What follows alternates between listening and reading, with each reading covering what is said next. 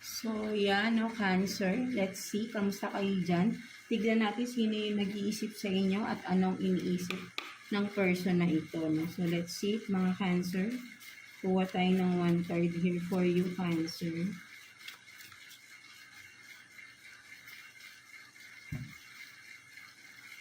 So, you have this, no, average build, no? So, kung sino man itong person na to, no? So, may katamtaman ng yung katawan niya. So, maybe sabihin natin parang pwede ring nag-gym, no? For some of you. Kumaga, parang ano siya, no? Kumaga ay body conscious itong tao na to. Or maganda yung build, no? Or, at pwede ring sabihin natin hindi siya katangkaran, no? So, nakikita ko rito parang sakto lang yung height ng tao na ito, no? So, ayun din yung nakikita ko rito, no? So, yeah, for some of you, no, mga Cancer. So, let's see. Sino ba itong nag-iisip sa inyo, no? Tignan natin. For Cancer, no? Kuha tayo ng 2 cards for you, Cancer. Sino ba itong nag-iisip sa inyo ngayon, mga Cancer natin? Sino itong nag-iisip kay Cancer?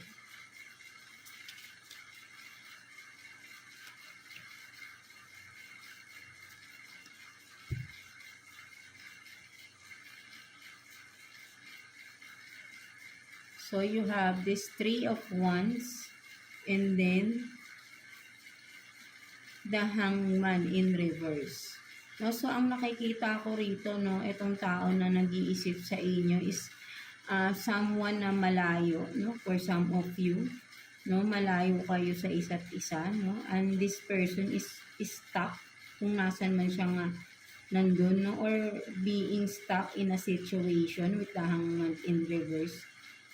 Or sabihin rin natin na this person is basta literally no, nasa malayo siya, no, pwedeng tawid dagat itong tao na to, no. So yan, no, nag-iisip siya, no, if you are dealing, maybe you are dealing with someone na nasa malayo, no, mga Cancer, no, and with the Hangman in reverse, no, parang merong movement na gagawin itong tao na to. That's why iniisip niya kayo, no? So, parang yun yung nakikita ko rito, no? But then, let's clarify.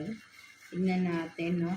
Kasi with the Hangman in reverse, no, parang nakikita ko rito, parang akala mo kasi wala siyang pakialam, no? This person, no? But then, iniisip ka nga niya, no? And nasa malayo itong lugar, no? Tignan natin, ano bang iniisip ng person na ito, no? Sa inyo, no? Bakit kanya iniisip? Ano bang iniisip ng person na ito? Let's see. Anong iniisip ng person na ito kay Cancer?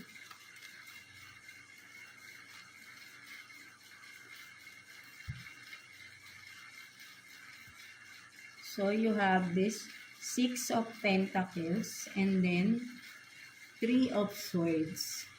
So, ang nakikita ko rito, no, ang iniisip ng tao na ito, no, parang siguro for some of you Cancer, no, kung sino man itong person na to, no, feeling niya kasi ano sabihin natin parang gusto kanyang gusto niyang bigyan ka ng regalo, or kasi parang alam ng person na ito na parang you are in pain right now for some of you Cancer, no? At ang nakikita ko rito kaya kanya iniisip is sabi ko nga parang may gustong gawin to, no? So, parang gusto niyang pasayahin ka, no? For some of you Cancer, whoever is this person, no? Na nasa malayo, no? Kasi alam niyang malungkot ka. For some of you, maybe baka isusurprise ka nito, bibisitahin ka, and with gifts, no, may dadaling siyang regalo sa iyo kasi alam niyang you are heartbroken right now, no, for some of you Cancer, no. So maybe kaibigan mo ito, no, I don't know, no? So kayo lang din nakakaalam nito, no, kung sino man itong tao na nasa malayo, no, at gusto kanyang puntahan nga no, sabi ko nga may movement, no, so gusto niyang puntahan ka and pasayahin ka, bigyan ka ng regalo or something, no. Parang isusurprise ka ng tao na ito, no? Again, just take what's resonate, no? Mga Cancer, pwede rin kasi kayo rin to na may gusto kayong puntahan, no? So, pwede magkabali-baliktad nga, no? So, again, No? So, yeah, ito yung nakikita natin for you, mga cancer natin.